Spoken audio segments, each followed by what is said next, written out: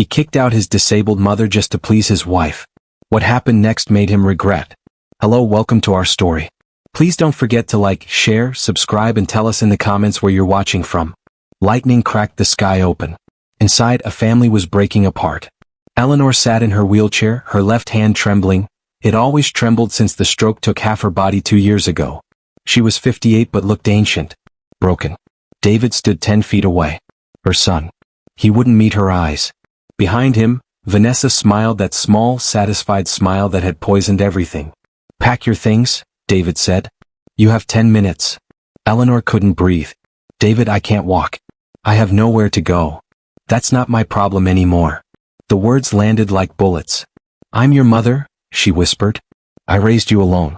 I worked 3 jobs too. Enough. His voice was a door slamming. I'm tired of hearing it. You made your choices. I'm making mine.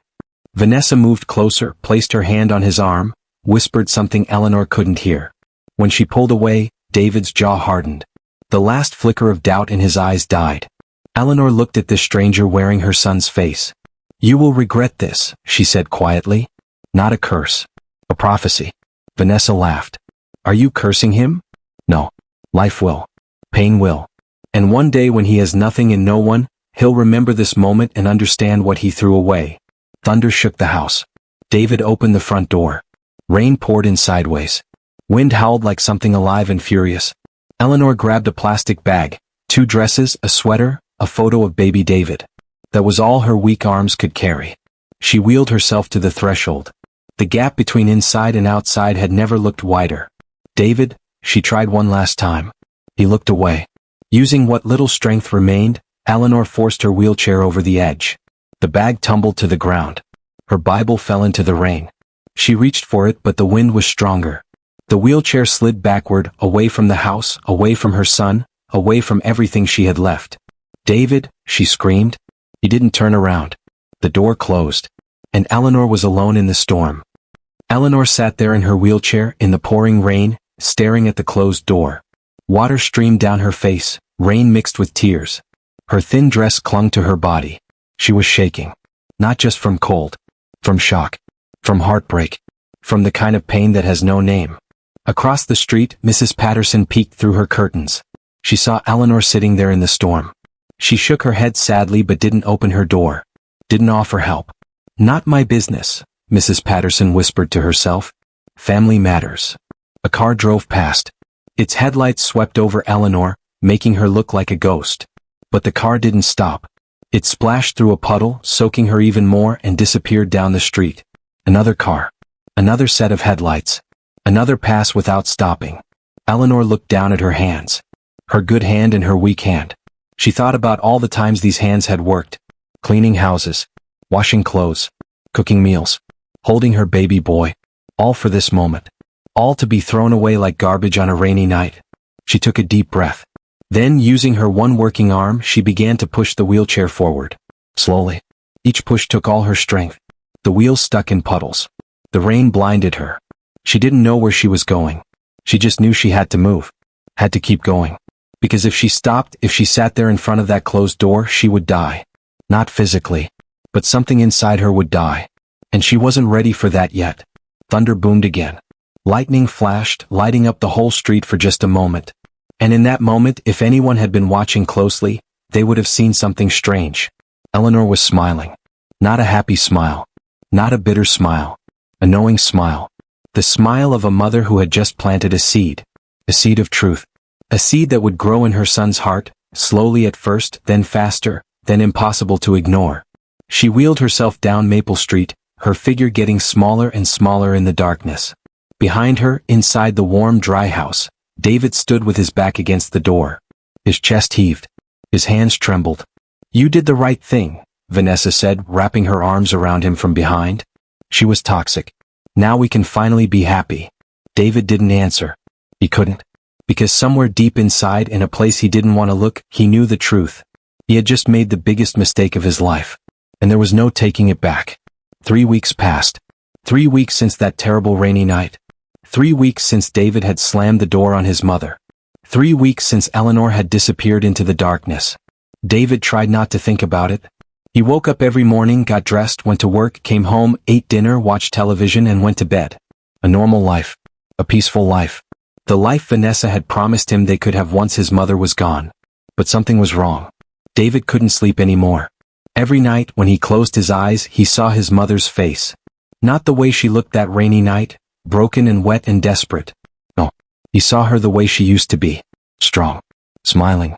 Young and full of life, dancing in the kitchen while cooking his favorite meals. He saw her sitting beside his bed when he was 7 years old and sick with the flu. Felt her cool hand on his forehead. Heard her singing softly, "Hush little baby, don't you cry. Mama's gonna sing you a lullaby." He remembered the day he graduated from college. How she'd sat in the front row, tears streaming down her face, clapping louder than anyone else.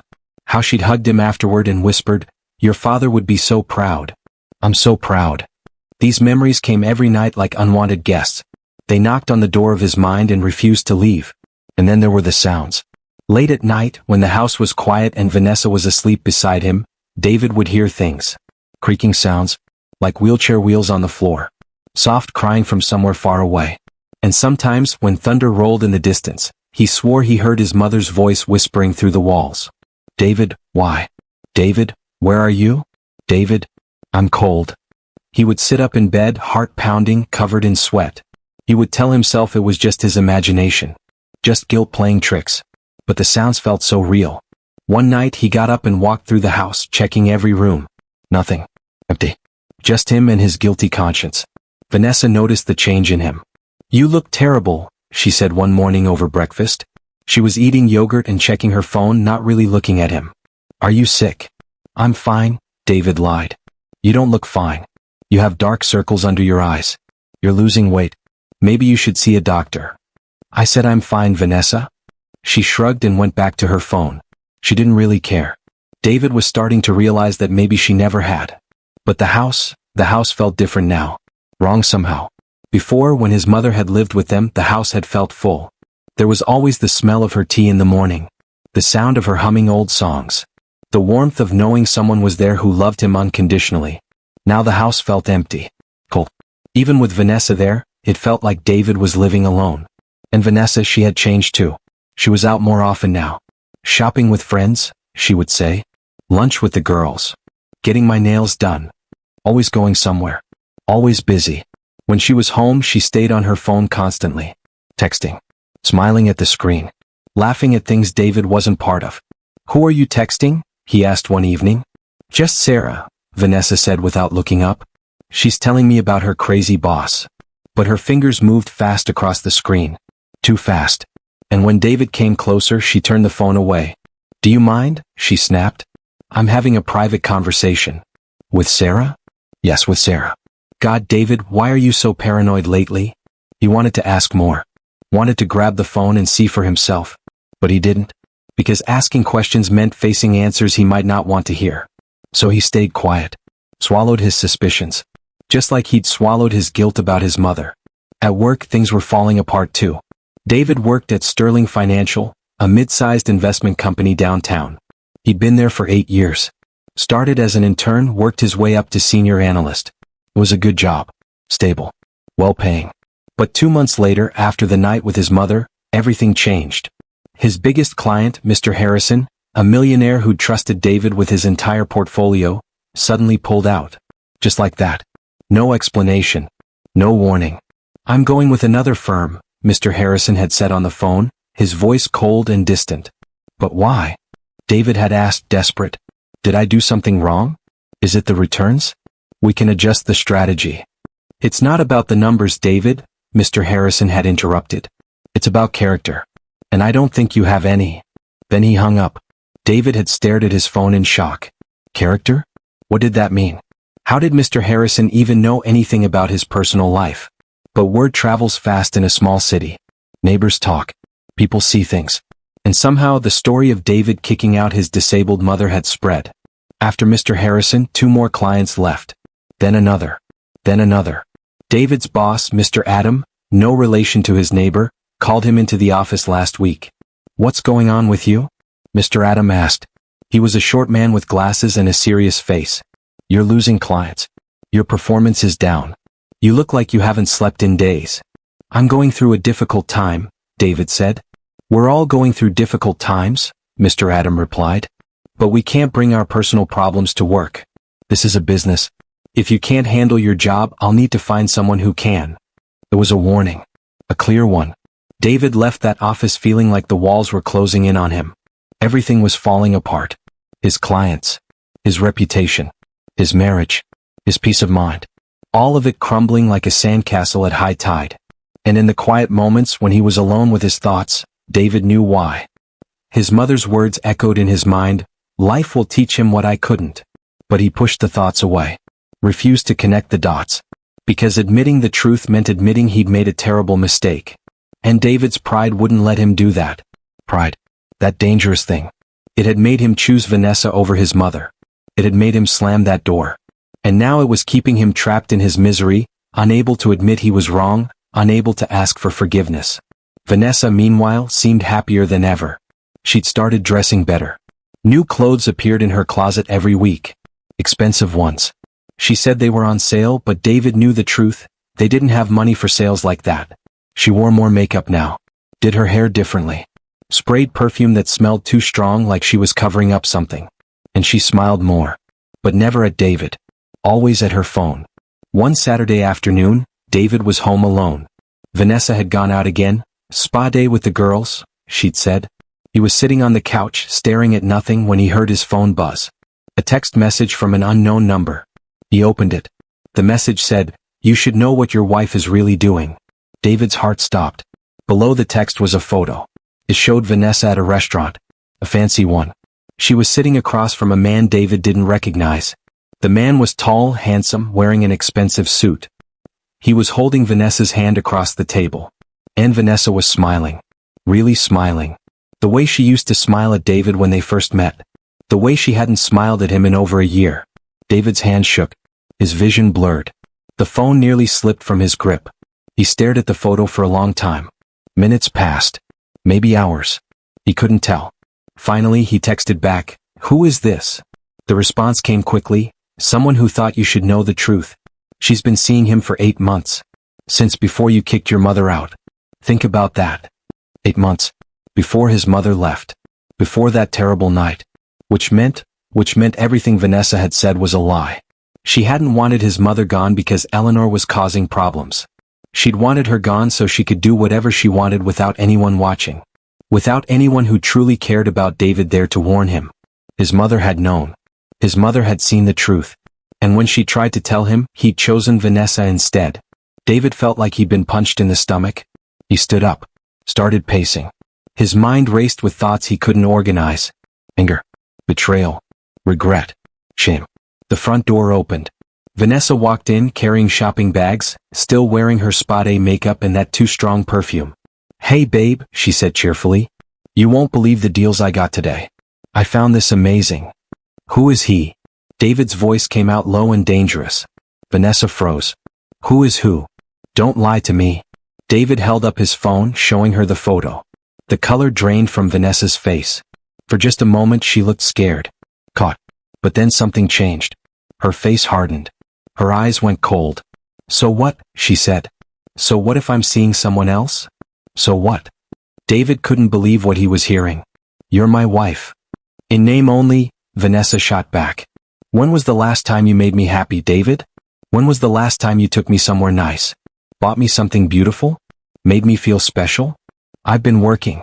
I've been trying to support us. And failing." The words were like acid. "You're failing at work. Losing clients. Soon you'll lose your job. What kind of future can you give me? Richard?" "Richard." David's voice rose. "His name is Richard?" Vanessa lifted her chin defiantly. "Richard treats me the way I deserve to be treated. He has money. Real money. He takes me to nice restaurants, buys me things, makes me feel like a queen. With my money," David shouted. "Those clothes, those spa days. I've been paying for you to cheat on me." "Then you're a fool," Vanessa said simply. "And I'm done pretending to love a fool." The words hung in the air like poison gas. David stared at this woman he'd married. This woman he'd chosen over his own mother. This woman he'd sacrificed everything for. And he realized he'd never really known her at all. "Get out," he whispered. "Gladly." Vanessa turned toward the bedroom. I'll pack my things. No. David's voice got louder. Get out now. Leave everything. It's all mine anyway. I paid for it. Vanessa laughed.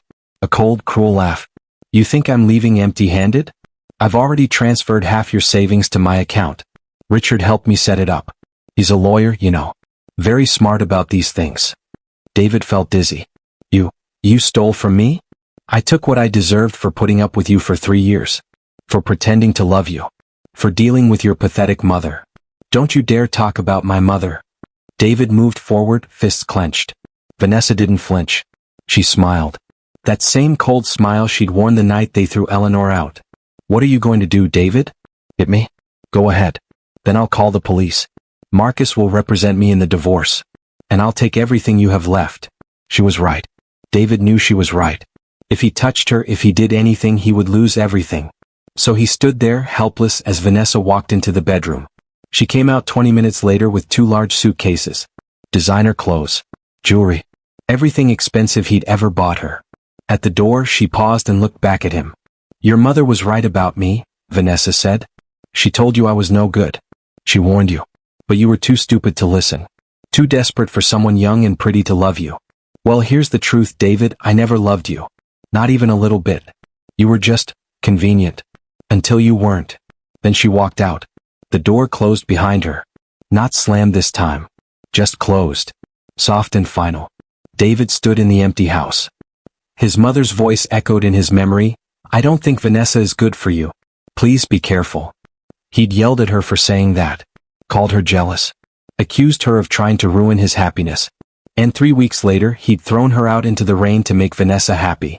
To make a woman who had never loved him happy. David's legs gave out. He sank to the floor. And for the first time since he was a little boy, he cried. Deep, broken sobs that came from somewhere dark and painful inside him. He cried for his stupidity. For his pride. For his blindness. But most of all, he cried for his mother. His mother who had loved him unconditionally. Who had sacrificed everything for him. Who had warned him. Who had prayed for him even after he betrayed her. And he had thrown her away like trash. Thunder rumbled outside. Rain began to fall again. Soft at first, then harder. David stayed on the floor, crying as the storm grew louder. And somewhere in that storm, he swore he heard his mother's voice one more time. But this time it wasn't asking why. This time it was whispering something else. Something that sounded like, I still love you, son. Even now. Even after everything. I still love you. And that made him cry even harder. The next morning, David woke up on the floor. His back ached. His eyes were swollen from crying. Sunlight streamed through the windows, too bright, too cheerful for how he felt inside. He pulled himself up slowly, his body heavy with exhaustion and shame. The house was so quiet. No sound of Vanessa in the shower. No smell of coffee brewing. Just silence. Empty, accusing silence. David walked to the bathroom and looked at himself in the mirror. He barely recognized the man staring back at him. Bloodshot eyes. Unshaven face. Hair standing up in all directions. He looked like someone who'd lost everything. Because he had. He splashed cold water on his face, trying to wake up, trying to feel something other than this crushing weight in his chest. But it didn't help. Nothing helped. His phone buzzed on the sink. A text from his boss, Mr. Adam. David, we need to talk. Come to my office first thing Monday morning. It was Saturday. Monday felt like a death sentence waiting to happen. David knew what that meeting would be about. He was going to lose his job. After losing his wife, his money, his mother, now his job would be gone too. Everything was falling apart exactly like his mother had said it would. He spent the weekend alone in that empty house. Didn't eat. Barely drank water. Just sat on the couch, staring at the walls, trapped inside his own mind. He thought about calling his mother. But he didn't know where she was. Didn't know if she had a phone. Didn't even know if she was alive. That thought, the possibility that she might be dead, made his chest feel like it was caving in. Please, God, he whispered to the empty room. Please let her be okay. Please. But David hadn't prayed in years. He wasn't sure God was even listening anymore. Monday morning came too fast. David put on his best suit, trying to look professional even though he felt like his life was ending. He drove to Sterling Financial in his car. The car he'd soon lose because he couldn't make payments without a job. The office felt different when he walked in. People looked at him strangely. Some whispered. Others quickly looked away. They knew. Everyone knew. About Vanessa. About his mother. About everything. Shame burned hot in David's face as he walked to Mr. Adams' office. "Sit down," Mr. Adams said. His voice wasn't unkind, but it wasn't warm either. Just businesslike. Professional. The voice of a man about to do something unpleasant but necessary. David sat. Mr. Adam opened a folder on his desk. "David, you've been with this company for 8 years. In that time you've been a good employee.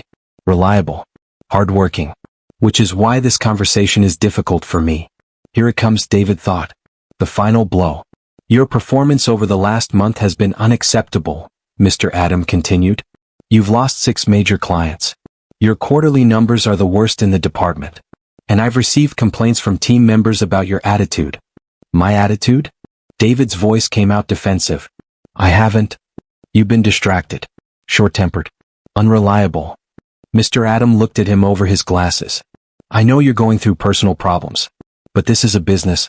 I can't keep someone on the team who isn't performing, no matter what's happening in their private life." David's hands gripped the armrests of his chair. "Mr. Adam, please. I know I've been struggling. But I can fix this. Give me another chance. I'll work harder. I'll win those clients back. David." Mr. Adams' voice was firm. "I'm letting you go. Effective immediately." The words hit like a physical blow. "You can't," David said, his voice cracking. "I need this job. I have bills. I have. You'll receive 2 weeks severance pay. That's more than generous given your recent performance. Security will escort you to your desk to collect your personal items." It was over. Just like that. 8 years gone in a 5-minute conversation. David stood up on shaky legs. He wanted to beg. To plead. To promise he'd change. But he could see in Mr. Adams' eyes that the decision was final. A security guard appeared at the door. Young guy. Probably 25. He looked embarrassed to be there. "This way, sir," the guard said quietly. David walked through the office with the security guard beside him. Everyone watched. 30 pairs of eyes following him like he was a criminal. Some people looked sorry for him. Others looked relieved, glad it wasn't them being walked out. At his desk, David packed his few personal items into a cardboard box. A coffee mug. A photo of him and his mother from 5 years ago, back when she was healthy and smiling. A small plant that was half dead because he'd forgotten to water it. That's my life, David thought, looking at the dying plant. Forgotten. Neglected. Slowly dying. "Ready?" the security guard asked. David nodded. He couldn't speak. If he opened his mouth, he might start crying again, and he couldn't do that here. Not in front of everyone. The walk to the parking lot felt like a walk to his own execution. Each step heavier than the last. In his car, David sat for a long time before starting the engine. He looked at the building where he'd spent 8 years of his life. Where he'd built a career. Where he'd felt important and successful. All gone now. He drove home, but it didn't feel like home anymore. Felt like a tomb. A place where his old life had died and nothing new had been born to replace it. The next few weeks were a nightmare. David applied for jobs. Dozens of them. But nobody called back. His reputation had been destroyed. Word had spread not just about his poor performance, but about his personal life. About what he'd done to his mother. Nobody wanted to hire a man who would throw his disabled mother out into the rain. His savings, what little Vanessa hadn't stolen, disappeared quickly. Rent. Utilities. Car payment. Food. Money vanished like water through his fingers. He called Vanessa once, desperate. Maybe she would give some of the money back. Maybe she would feel sorry for him. "The number you have dialed is no longer in service," the automated voice said. She changed her number. Erased him completely from her life. David tried to find her on social media, but she'd blocked him everywhere. It was like she'd never existed. Like their 3 years of marriage had been a dream, no, a nightmare, and now she was gone, leaving only destruction behind. 2 months after losing his job, the bank sent a letter. Final notice of foreclosure. David stared at the letter, his hands trembling. They were taking the house. In 30 days he would be homeless. The irony wasn't lost on him. He'd thrown his mother out and now he was being thrown out. "Life will teach him what I couldn't," his mother's voice echoed in his mind. She'd been right. About everything. About Vanessa. About consequences. About pride coming before a fall. David had fallen so far he couldn't see the top anymore. He tried to borrow money from friends, but he didn't have many friends left. Most had drifted away over the years, pushed aside because Vanessa hadn't liked them. And the few who remained didn't trust him anymore. Sorry man, his old college roommate Jake said on the phone. I heard what you did to your mom. That's messed up. I can't help someone who would do that. Click. Another door closed. David's uncle, his father's brother, who lives in another city. David called him, desperate. Uncle Richard, I need help. I'm about to lose everything. Could you? I know what you did to Eleanor, Uncle Richard interrupted. His voice was cold and hard. Your mother was a saint. She raised you alone after my brother died. Worked herself to the bone for you. And you threw her away like garbage. You're no nephew of mine. Don't call here again. The phone went dead. David was alone. Completely alone. He started selling his possessions. The television. The couch. His laptop. The wedding ring Vanessa had left behind. He got $50 for it at a pawn shop. $50 for a ring that had cost him $2,000. But even selling everything wasn't enough. The day before the eviction, David packed what little he had left into 2 garbage bags. Clothes. His mother's photo. A blanket. That was all that remained of his life. That night, his last night in the house, David couldn't sleep. He walked through the empty rooms one final time. The living room where he'd slammed the door on his mother. The kitchen where Vanessa used to pretend to be happy. The bedroom where he'd slept alone for the last 2 months. Every room held ghosts now. Memories that hurt to remember. In his mother's old room, the tiny room at the back of the house, David found something he'd missed before. Under the bed, pushed against the wall. A small notebook. He pulled it out, his heart pounding. Opened it. It was his mother's prayer journal. The pages were filled with her handwriting, shaky now because of the stroke, but still readable. David flipped through, tears already forming in his eyes. January 3rd, prayed for David today. He seemed stressed at work. Lord, please give him peace. January 15th, David and Vanessa argued again. I don't think she's good for him, but he won't listen to me. Lord, protect my son. Open his eyes. February 2nd, Vanessa was cruel to me today. Called me useless. David didn't defend me. It hurt so much. But Lord, I forgive her. And I forgive him. Please soften his heart. March 10th, David yelled at me today for trying to warn him about Vanessa. He said terrible things. But he's still my son. Still my baby boy. Lord, please don't let him destroy his life. Please save him even if he won't save himself. David's tears fell onto the pages, smudging the ink. He flipped to the last entry. March 28th. The day before she was kicked out. Tomorrow I might not be here anymore. I can feel it. Vanessa wants me gone, and David will choose her over me. It will break my heart, but I understand. He thinks he's choosing love. He doesn't know it's poison. Lord, I'm scared. I'm old and sick and I don't know where I'll go. But I trust you. And I forgive David. I forgive him now before he even does it, because he's my son and I will always love him. Please, Lord, watch over him. When he falls, and he will fall, please catch him. Please bring him back to you. Please don't let my suffering be for nothing. And Lord, if I don't survive what's coming, please let David know I never stopped loving him. Not for 1 second. Not ever. My son. My precious boy. I forgive you. I love you. Always. David collapsed on the floor, the notebook pressed against his chest. He sobbed so hard he couldn't breathe. Great, heaving cries that came from the deepest part of his soul. His mother had known. She'd known what was coming. She'd forgiven him before he even betrayed her.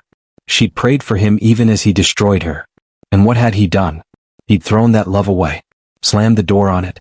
Chosen a woman who'd never loved him over a mother who'd loved him more than life itself. Mom, he whispered into the empty room. Mom, I'm so sorry. I'm so sorry. But she wasn't there to hear him. She was somewhere out in the city. Maybe alive. Maybe dead. Maybe still praying for the son who'd abandoned her. David stayed on that floor all night, clutching her prayer journal, crying until he had no tears left. When morning came and the eviction officers knocked on the door, David was ready. Or as ready as a man can be when he's lost everything. You have to leave now, sir, the officer said. Not unkindly but firmly. David picked up his 2 garbage bags and his mother's prayer journal. Walked out of the house for the last time. The door closed behind him. Just like he'd closed the door on his mother. Full circle, he thought. This is what they call karma. David stood on the sidewalk, homeless now, with everything he owned in 2 garbage bags. A car pulled up. The new owners. A young couple with a baby. They looked happy. Excited. Ready to start their new life in this house. The life David had destroyed. They didn't even look at him as they walked past, chattering about paint colors and furniture placement. David started walking. He didn't know where he was going. Just away. Away from the house. Away from the memories. Away from the man he used to be. The sun was hot. The garbage bags were heavy. His feet hurt. But he kept walking. And as he walked, one thought played over and over in his mind. I need to find my mother. I need to tell her I'm sorry. Before it's too late. But a darker thought followed close behind. What if it's already too late? David walked for hours that first day. His feet hurt. His shoulders ached from carrying the garbage bags. The sun beat down on him without mercy. Sweat soaked through his shirt. He had nowhere to go. No plan. No money. Just a desperate need to keep moving because if he stopped, if he stood still for too long, the weight of everything would crush him. By evening, he found himself in the downtown area. The part of the city where people didn't make eye contact. Where the forgotten gathered. Homeless people sat in doorways with cardboard signs. Hungry. Please help. Veteran. Anything helps. God bless. David had walked past people like this 1,000 times in his old life. Never stopped. Never gave money. Sometimes didn't even see them. They'd been invisible to him. Now he was one of them. He found an alley behind a Chinese restaurant. It smelled like old food and garbage, but it was sheltered from the street. Private. Safe enough. David set down his bags and leaned against the brick wall. His whole body hurt. But the pain in his chest, the guilt, the shame, the regret, hurt worse than anything physical. He pulled out his mother's prayer journal and opened it again. Read her words by the dim light from a nearby street lamp. I forgive him now before he even does it, because he's my son and I will always love him. How could she forgive him? How could she love him after what he'd done? David didn't understand it. Couldn't understand it. But reading her words made him feel less alone in that dark alley. I'm going to find you, Mom, he whispered to the night. I promise. I'm going to find you and tell you I'm sorry. I'm going to make this right. But how? Where would he even start looking? The city was huge. 800,000 people. His mother could be anywhere. Could be in a shelter. Under a bridge. In a hospital. In a grave. That last thought made David's stomach twist. No. She couldn't be dead. He would know somehow. He would feel it. She was alive. She had to be alive. That night, David barely slept. The alley was cold. Strange sounds kept waking him. Rats skittering. People shouting in the distance. Sirens. The city never really slept, and neither did he. When morning came, David's body was stiff and sore. But his mind was clear. He had a mission now. A purpose. Find his mother. He started at the nearest homeless shelter. A big brick building called Hope House on 5th Street. Inside it was crowded and loud. People everywhere. Families with children. Old men.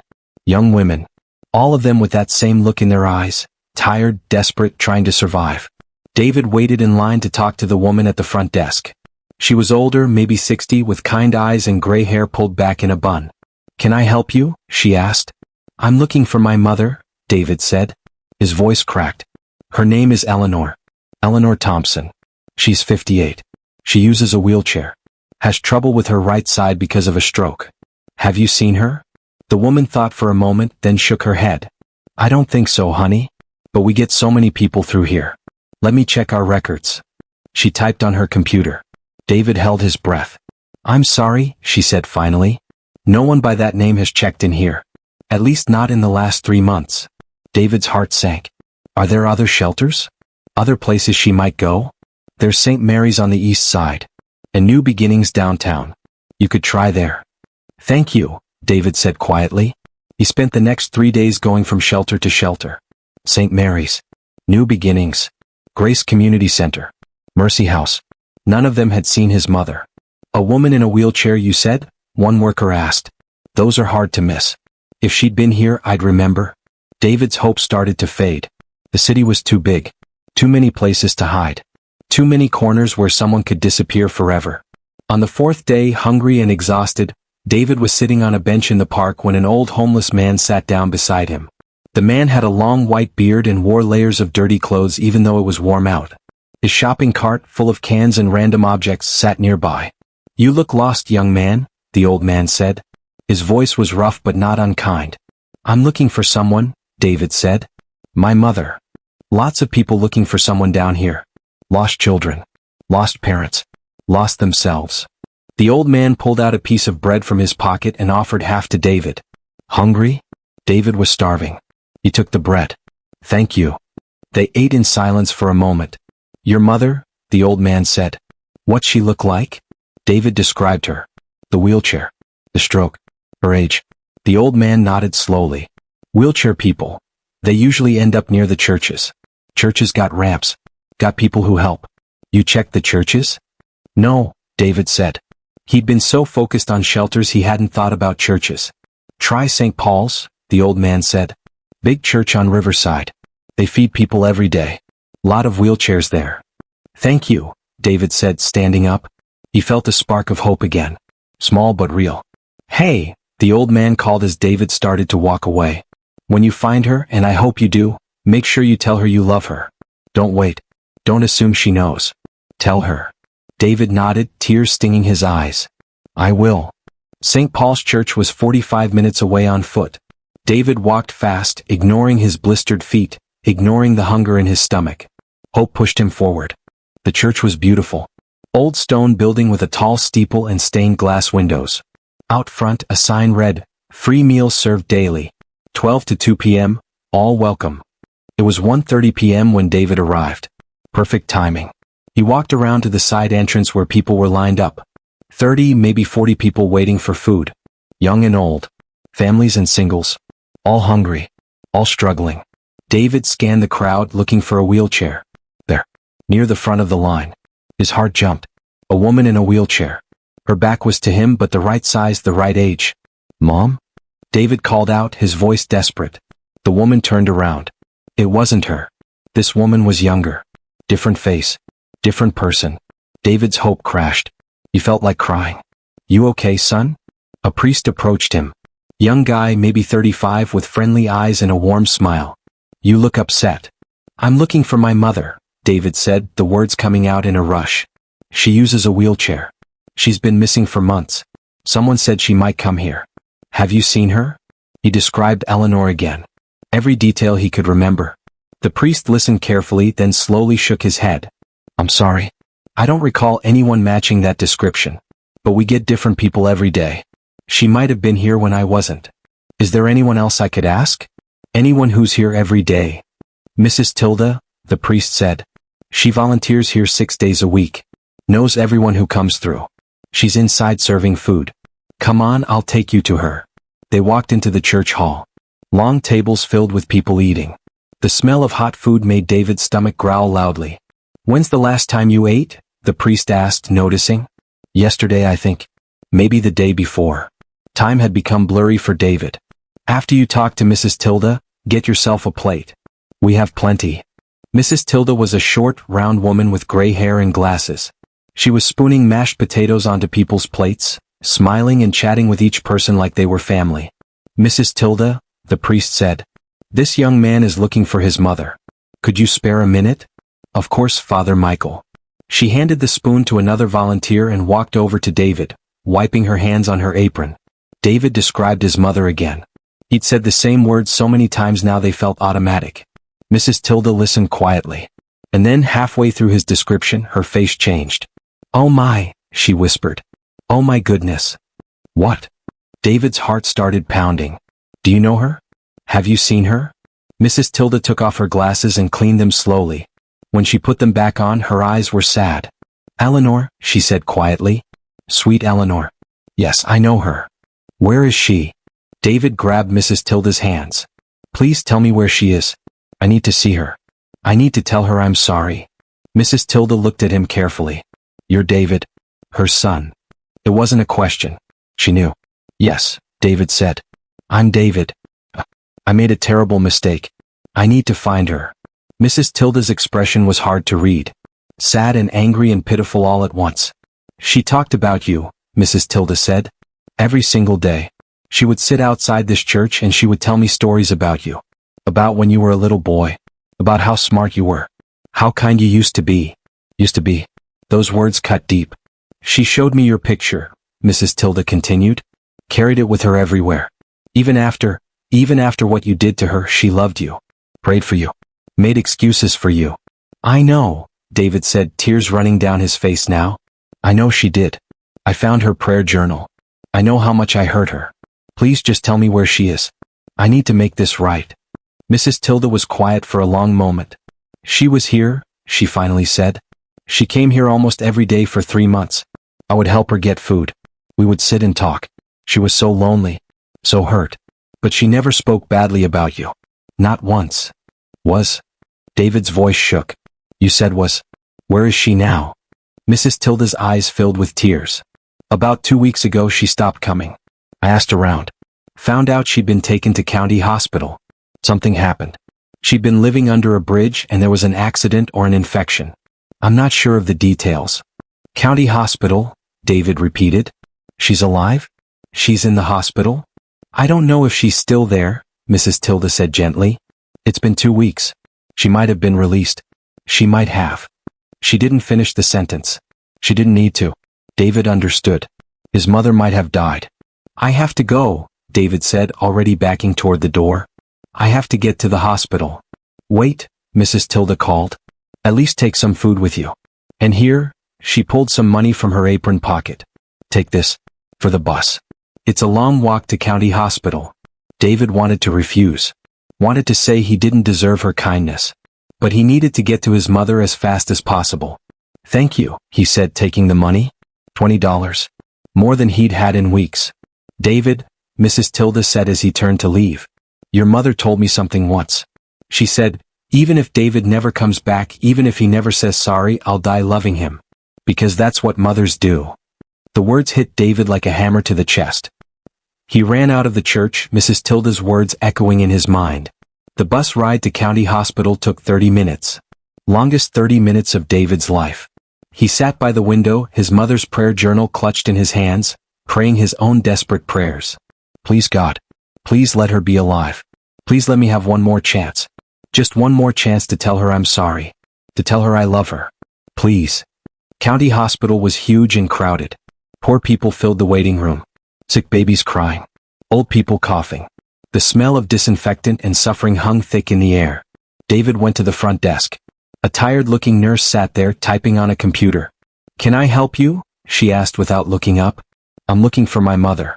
Eleanor Thompson. She was brought here about 2 weeks ago. The nurse typed slowly. So slowly. David wanted to scream at her to hurry, but he forced himself to stay calm. Thompson, the nurse said. Eleanor. 58 years old? Yes, that's her. Where is she? Can I see her? The nurse's face changed. Got more serious. She's in the charity ward. 3rd floor. Room 347. But sir. David didn't wait to hear the rest. He ran to the elevators, pushed the button frantically. 3rd floor. Room 347. The elevator was too slow. David took the stairs instead, running up 3 flights, his lungs burning, his heart pounding. 3rd floor hallway. Room numbers. David stopped in front of the door. His hand trembled as he reached for the handle. What if she didn't want to see him? What if she told him to leave? What if she hated him now? He deserved all of that and more. But he had to try. David pushed open the door. The room was small and dim. 3 beds. 2 were empty. The 3rd bed by the window had someone in it. A tiny figure under white sheets. So small. So fragile. David walked closer, his legs shaking. And there she was. His mother. Eleanor. But she looked so different. So much worse than he remembered. She'd lost weight. So much weight she looked like a skeleton. Her skin was gray and paper-thin. Her hair, once thick and beautiful, was now thin and white. Tubes ran from her arms. A machine beside her bed beeped softly, tracking her heartbeat. Her eyes were closed. She was sleeping. Or maybe not sleeping. Maybe something worse. Mom, David whispered, moving to her bedside. She didn't respond. He reached out with a shaking hand and touched her arm. Her skin was cold. Mom, it's me. It's David. Still nothing. David looked at the machines. Her heartbeat was slow. Very slow. Her breathing shallow. A doctor walked in. Young woman with dark circles under her eyes from too many shifts. Are you family? She asked. I'm her son, David said. The doctor looked at him for a long moment. Something in her eyes suggested she knew who he was. Knew what he'd done. Your mother is very sick, the doctor said quietly.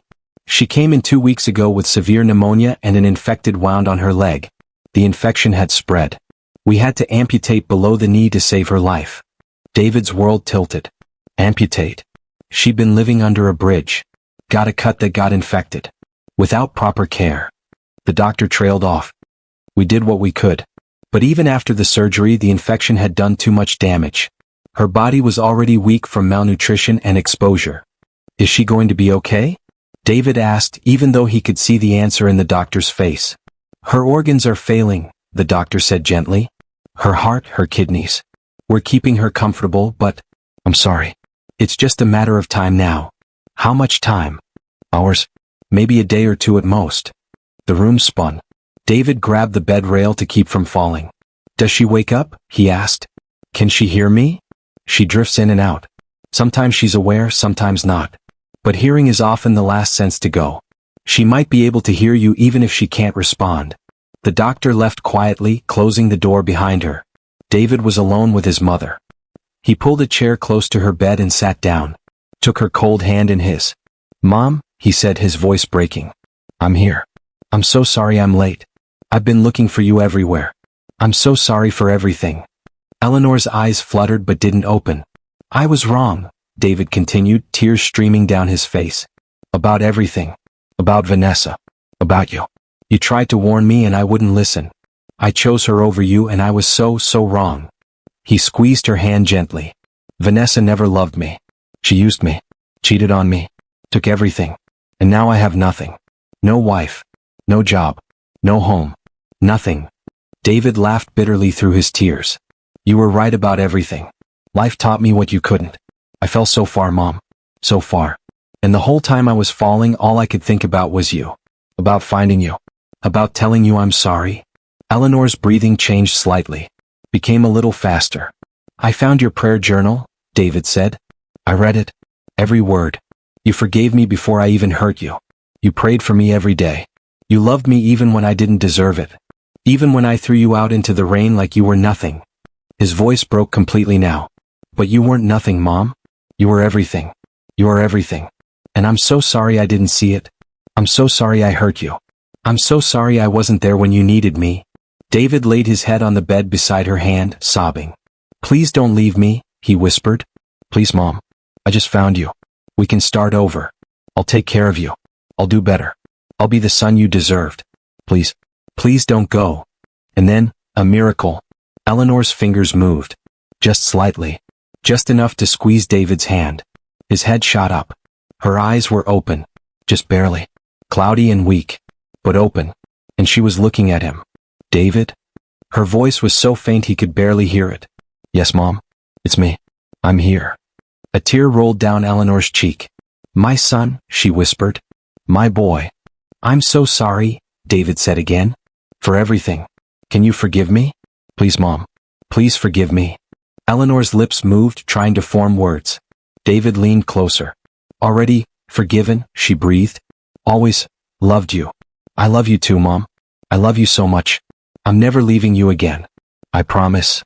Eleanor's eyes started to close again. Her breathing became even shallower. Mom? Mom, stay with me. Please. Her hand squeezed his one more time. So weak. But enough. Proud of you, she whispered. My sweet boy. And then her hand went limp in his. The machine beside her bed made a long, steady beep. No, David said. No. Mom? Mom. Nurses rushed in. The doctor. They pushed David aside. Started working on her. But David knew. He could feel it. She was gone. His mother, the woman who had loved him unconditionally, who had prayed for him every day, who had forgiven him even as he betrayed her, was gone. David sank to the floor, his whole body shaking with sobs that came from somewhere deep and broken inside him. He'd found her. But he'd been too late. The funeral was small. David had no money for anything fancy. The church, St. Paul's, where his mother had spent her last months, offered to help. Father Michael and Mrs. Tilda arranged everything. A simple wooden casket. A plot in the church cemetery. A short service. Only 15 people came. Mrs. Tilda and Father Michael. The old homeless man from the park who had told David about the church. A few other people from the soup kitchen who had known Eleanor. Some volunteers from the hospital. No family. No friends from the old neighborhood. No one from David's past life.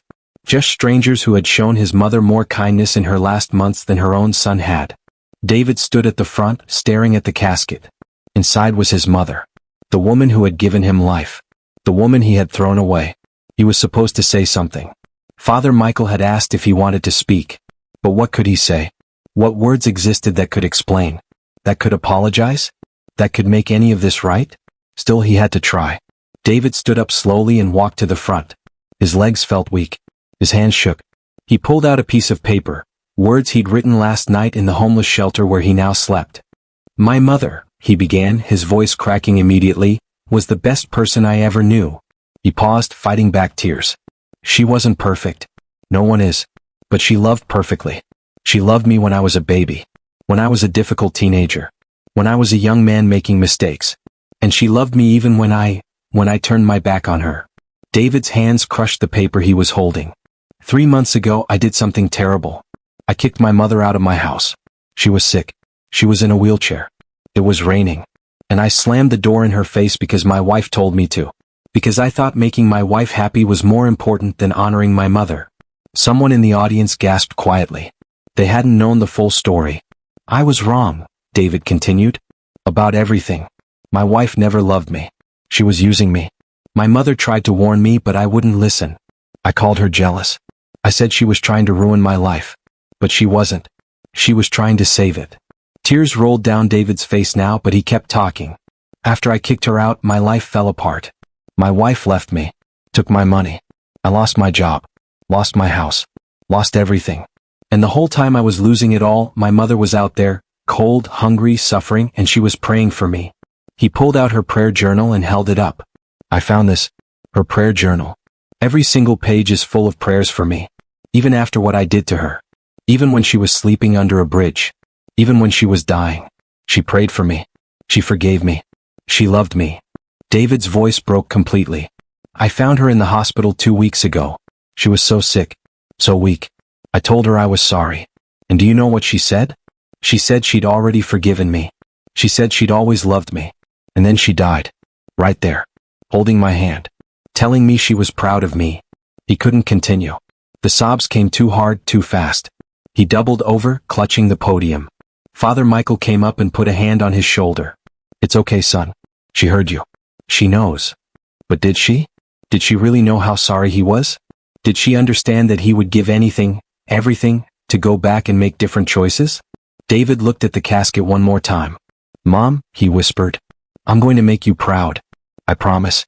I'm going to be the man you always believed I could be. I'm going to help people the way you help people. I'm going to love the way you loved. I promise. He walked back to his seat and buried his face in his hands. The service continued. Father Michael said beautiful words about grace and forgiveness and how love never dies. Mrs. Tilda sang Amazing Grace in a wavering voice that made everyone cry. Then they carried the casket outside to the cemetery behind the church. The grave had been dug that morning. A simple hole in the ground. This was where his mother would rest forever. They lowered the casket slowly. David watched it disappear into the earth. Each inch it dropped felt like another piece of his heart being torn away. When the casket reached the bottom, Father Michael said a final prayer. Lord, we commit Eleanor's body to the ground. Earth to earth. Ashes to ashes. Dust to dust. But we know her spirit is with you now. Free from pain. Free from suffering. Rejoicing in your presence. Amen, everyone said together. David couldn't say it. His throat was too tight. People started leaving, offering quiet condolences as they passed. I'm sorry for your loss. She was a good woman. She's at peace now. Soon only David remained. He stood there for hours as the sun moved across the sky. As workers came and filled in the grave with dirt. As they placed a temporary marker, just a small wooden cross with her name written on it. Eleanor Thompson. Beloved mother. When the workers left, David finally moved. He knelt beside the fresh grave and placed his hand on the dirt. I'm going to visit you every day, he said quietly. I'm going to tell you about my life. About how I'm changing. About the good things I'm doing. I'm going to make you proud, Mom. I swear it. The wind picked up, rustling the leaves in the trees around the cemetery. For just a moment it sounded like a voice. Like someone whispering, I know you will, son. I know. David smiled through his tears. He stayed there until the sun began to set, painting the sky in shades of orange and pink and purple. His mother's favorite colors. Finally, as darkness approached, David stood up. His knees were stiff from kneeling so long. His eyes were swollen from crying. But something inside him felt different. not better. He would never be better after what he'd done. The guilt would live with him forever. The regret would be his constant companion. But he felt something else too. Something unexpected. Purpose. His mother's death couldn't be meaningless. Her suffering couldn't be for nothing. He had to make something good come from this tragedy. Had to honor her memory by becoming the man she'd always believed he could be. David walked out of the cemetery with a new determination in his step. The next morning he went back to St. Paul's Church. "Father Michael," he said, "I want to volunteer. I want to help serve food. I want to do whatever you need. I don't have money or skills or anything to offer except my time. But I want to give it. In my mother's name." Father Michael smiled. "We can always use more help, David. Welcome." So David started working at the soup kitchen. Every day, morning until night, serving food, washing dishes, talking to the homeless people who came through, learning their names, hearing their stories. He met Carlos, a veteran who'd lost his leg in a war and his family to addiction. He met Sarah, a young mother with 2 kids, trying to escape an abusive husband. He met Robert, an old man with no family who just wanted someone to talk to. Each person had a story. Each person was someone's child. Someone's mother or father or brother or sister. Each person mattered. And David treated them the way his mother should have been treated. With dignity. With respect. With love. Mrs. Tilda watched him work and smiled. "Your mother would be proud," she said one day. "I hope so," David replied. "I'm trying." Weeks turned into months. David kept volunteering. Kept working. Kept trying to be better. He still lived in the homeless shelter. Still had nothing. But somehow he felt richer than he'd ever felt in his old life. Because now he had purpose. Now he had meaning. One day a businessman came to the church. His name was Mr. Wesley. He'd heard about the soup kitchen and wanted to make a donation. He watched David work for a while. Watched how gentle he was with an elderly woman in a wheelchair, helping her get her food, sitting with her while she ate, making sure she felt seen and valued. "You," Mr. Wesley said, approaching David. "What's your name?" "David Thompson, sir." "You're good with people, David. Kind. Patient. We need people like you." Mr. Wesley handed him a business card. "I run a non-profit organization. We help homeless people get back on their feet. Job training. Housing assistance. Counseling. I could use someone with your heart. Would you be interested in working for me?"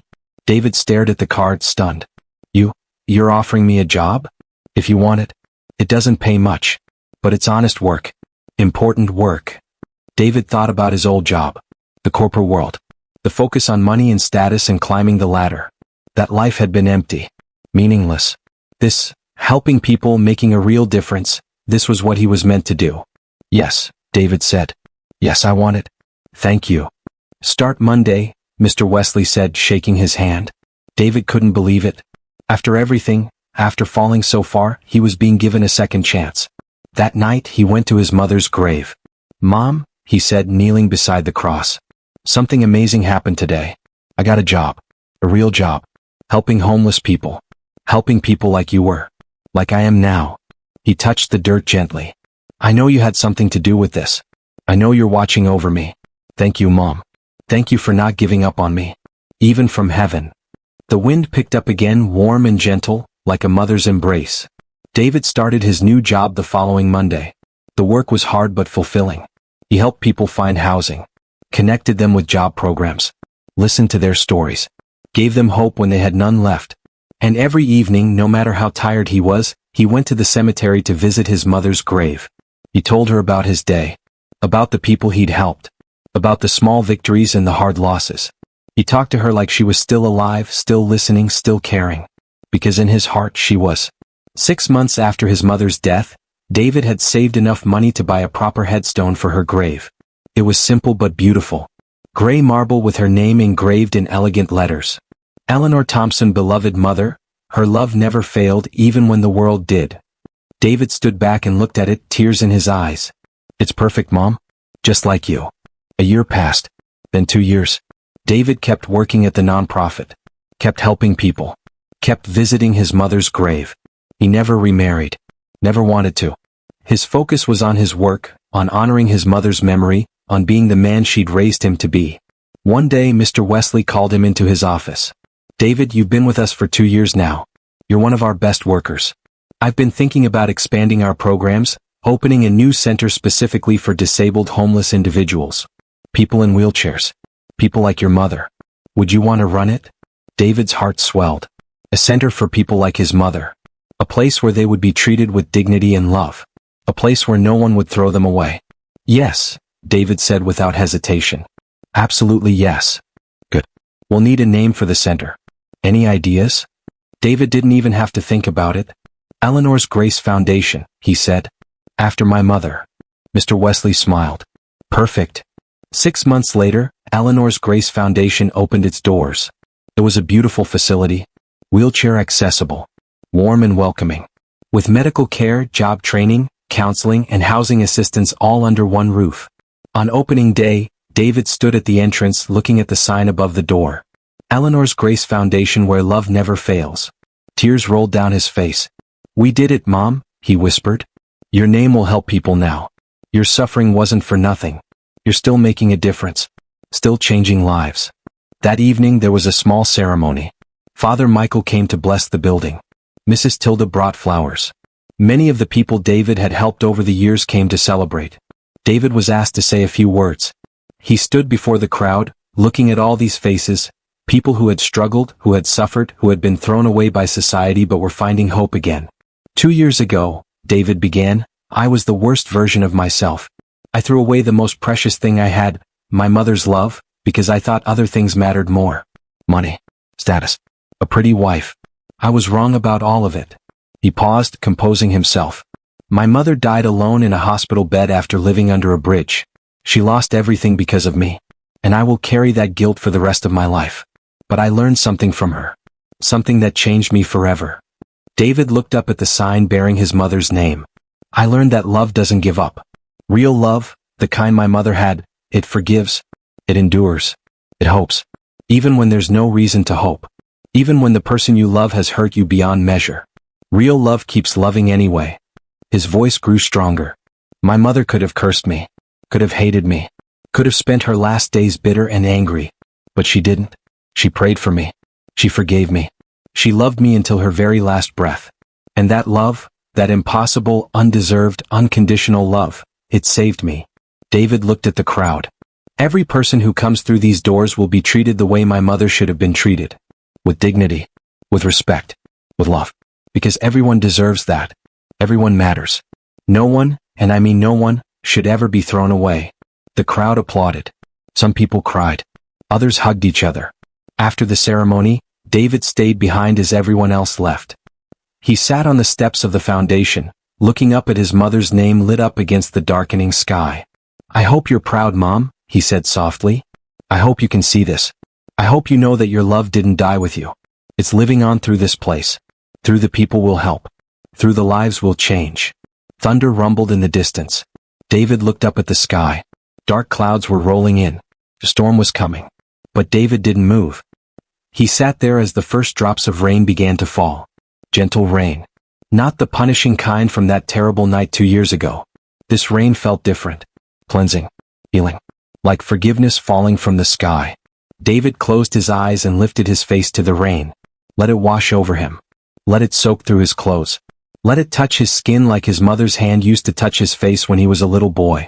Thank you, Mom, he whispered into the storm. Thank you for never giving up on me.